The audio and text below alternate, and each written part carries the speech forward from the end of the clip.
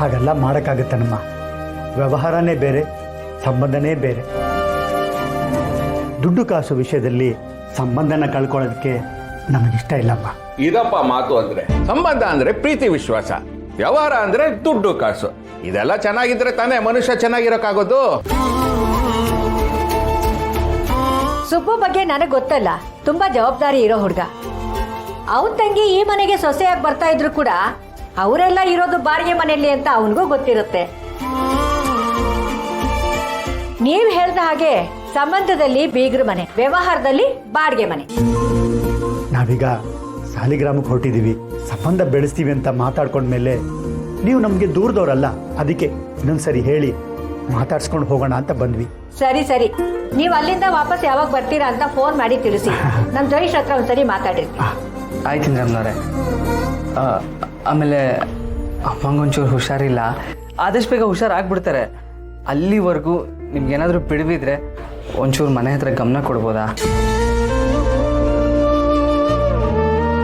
ಹೌದಮ್ಮ, ಮನೇಲಿ ಹೆಣ್ಮಕ್ಳಿದ್ದಾರೆ, ನೀವಿದ್ದೀರ ಅನ್ನೋ ಧೈರ್ಯದ ಮೇಲೆ ನಾವು ಸಾಲಿಗ್ರಾಮಕ್ಕೆ ಹೊರಟಿದ್ದೀವಿ.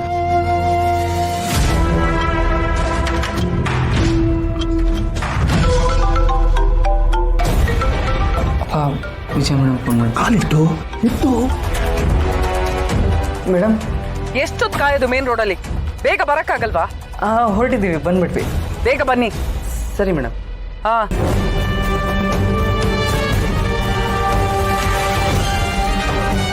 ನಾವಿನ್ನು ಹೊರಡ್ತೀವಿ. ನೋಡು ಸುಬ್ಬು, ನಾನು ಮತ್ತೆ ಮತ್ತೆ ಇದನ್ನೇ ಹೇಳ್ತಾ ಇದ್ದೀನಿ ಅಂತ ಬೇಜಾರು ಮಾಡ್ಕೋಬೇಡ. ನಾನು ಈ ರಾಜಕೀಯದವ್ರ ತರ ಮಾತು ಕೊಟ್ಟು ಮರ್ತು ಹೋಗೋದಿಲ್ಲ. ನಿಮ್ಮನೆ ಹುಡುಗಿ ನನ್ನ ಮಗನ ಜೊತೆ ಮದುವೆ ಆಗೋದು ನನಗಿಷ್ಟ ಇಲ್ದಿದ್ರು ಕೂಡ ಅವನ ಖುಷಿಗೆ ನಾನು ಇದನ್ನು ಒಪ್ಕೊಂಡಿದ್ದೆ. ನೀವು ಅದನ್ನೇ ಸಲಿಗೆಯಾಗಿ ತಗೊಂಡು ಮದುವೆ ಸರಿಯಾಗಿ ಮಾಡ್ಕೊಡದೆ ಇರೋದು, ನಾವು ಅನ್ಕೊಂಡು ಡೇಟನ್ನ ಬಿಟ್ಟು ಮದುವೆ ಮುಂದಕ್ಕೆ ಹಾಕೋದು, ಇದ್ಯಾವುದು ನಡಿಬಾರ್ದು. ನಮ್ಮನೆಯವ್ರು ಒಪ್ಪಿದ್ದಾಯ್ತು, ನಿಮ್ಮನೆಯವ್ರು ಒಪ್ಪಿದ್ದಾಯ್ತು, ಹುಡುಗ ಒಪ್ಪಿದ್ದಾಯ್ತು, ಹುಡುಗಿ ಒಪ್ಪಿದ್ದಾಯ್ತು.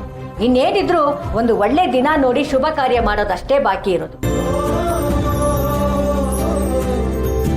ಇದೆಲ್ಲ ಚಾಚು ತಪ್ಪದೆ ನಡಿಬೇಕು.